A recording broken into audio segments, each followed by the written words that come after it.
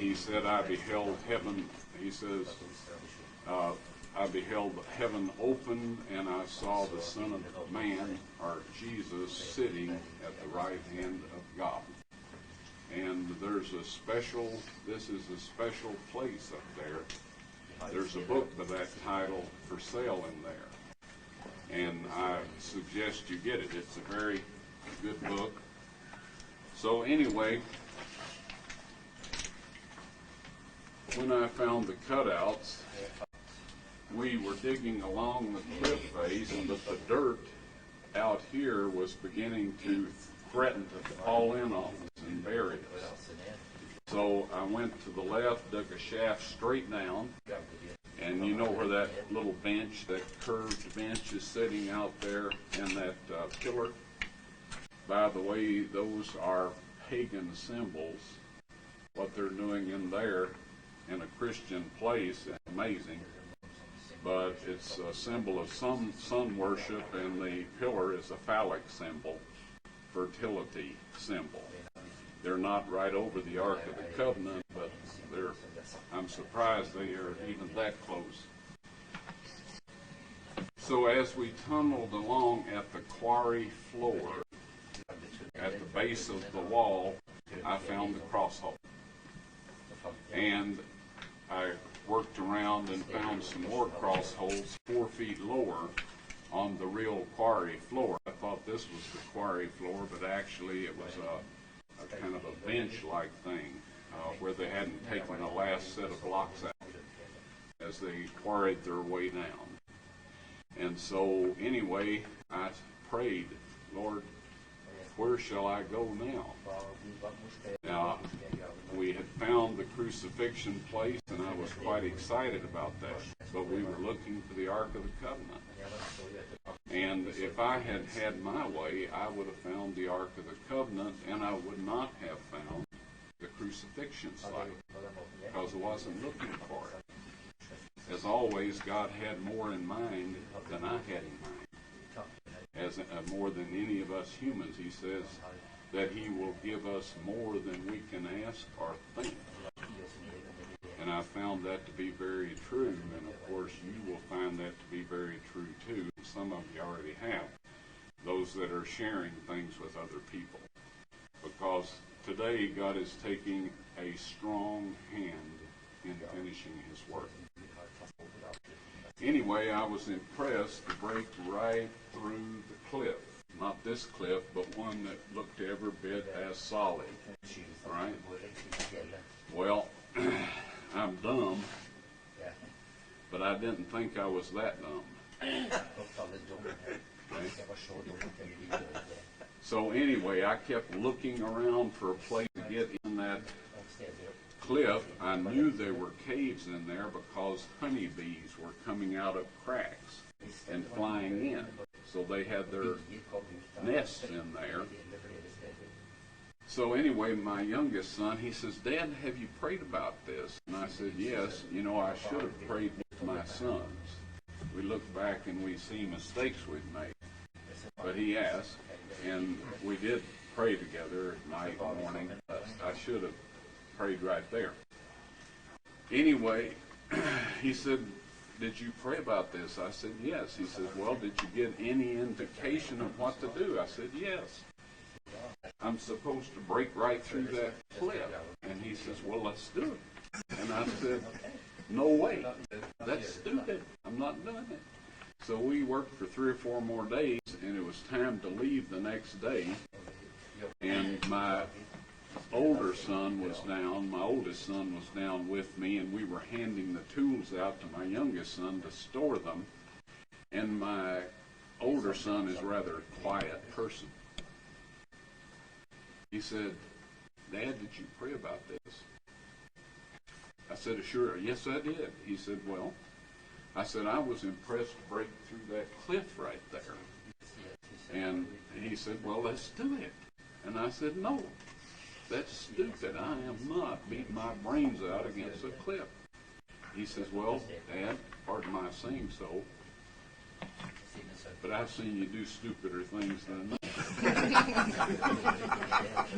I said, okay, Ronnie, to pass the tools back now. Now, if you look carefully, you'll see a crack right here. All right, it's not much of one, but it is a fault line through that stone. So we went 18 inches over to this side, took our hammers and chisels and started marking the stone up and down and up and down. Finally, a big chunk popped out of there. Pushed it off to the side, looked back in the bottom. There was a small dark hole about that big. Didn't look very promising at all. I had my son hand me the flashlight. We had them sitting where we could see. This was all down in a tunnel. And so I put it up to that hole, and there was a big cave chamber back behind there. Have you ever had goosebumps and all of that sort of thing just overwhelm you? Well, that's what happened to me. It didn't take us very long to make the hole big enough to get in. I thought the Ark of the Covenant would be sitting right there. It wasn't. Okay. So since we had to leave the next morning, we plugged that hole. We came back to the surface, plugged the hole, fixed everything up so nobody could tell where we had been, and left. I had to go home, work, save up some more money to come back. But eventually, I found the Ark of the Covenant, and it was in a chamber that I would not have bothered going in, just like I wouldn't have bothered breaking through the wall. My two sons had gotten very ill in 1982, and I sent one of them home Christmas Eve, the other one home New Year's Eve. I owed the hotel $300. I had no money at all. As a friendly Arab let me eat at his restaurant. And that, folks, to me is humiliating. Now, there are some things that I'm not comfortable with, and I was experiencing several of them. That trip, I decided that I was going to find the Ark of the Covenant or die in the hole.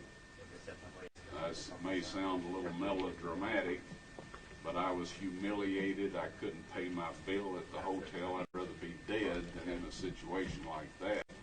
And that's not good logic. So don't go down and do likewise on that one.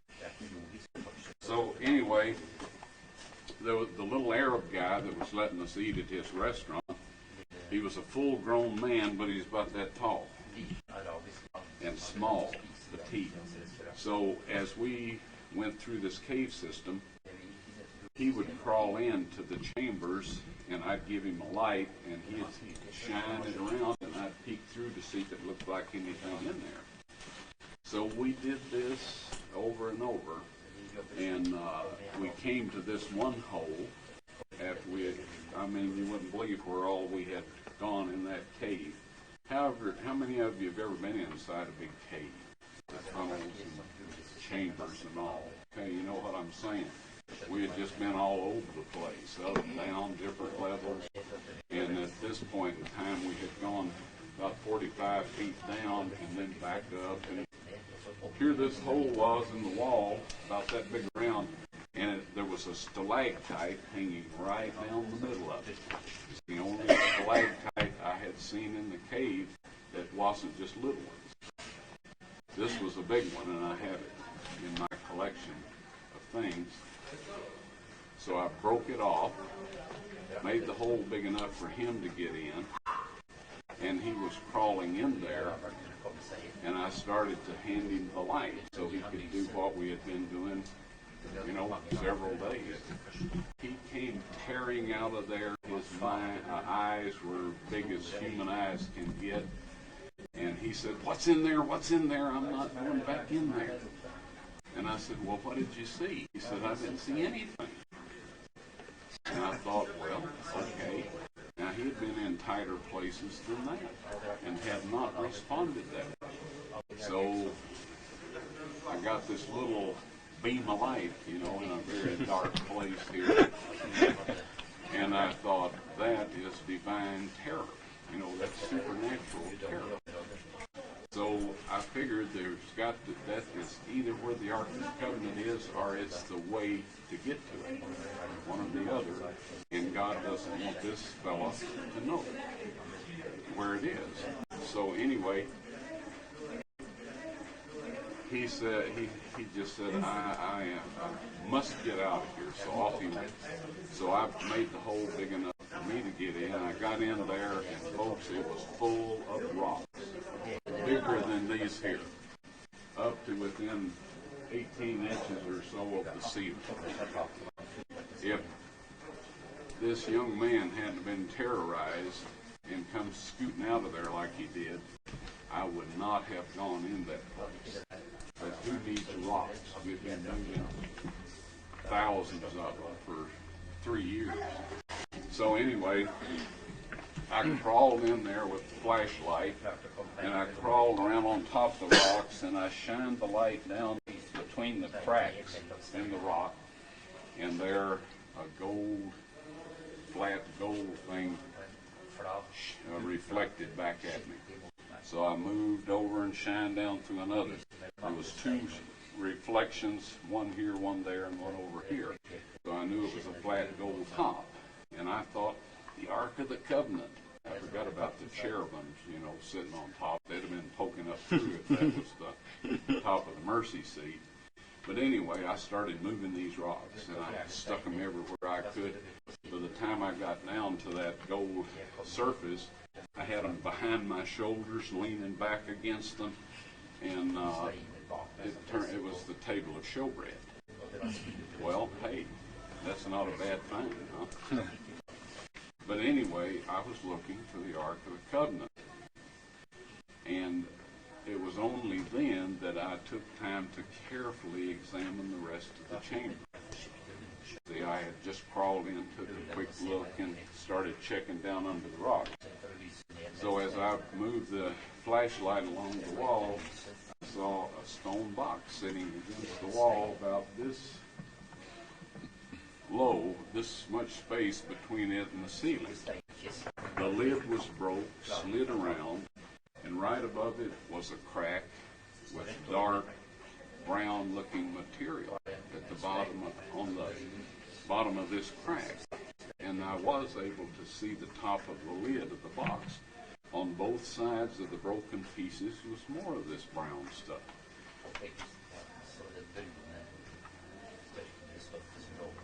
All of a sudden I realized I was sitting in front of the Ark of the Covenant, and that Christ's blood had come down on it.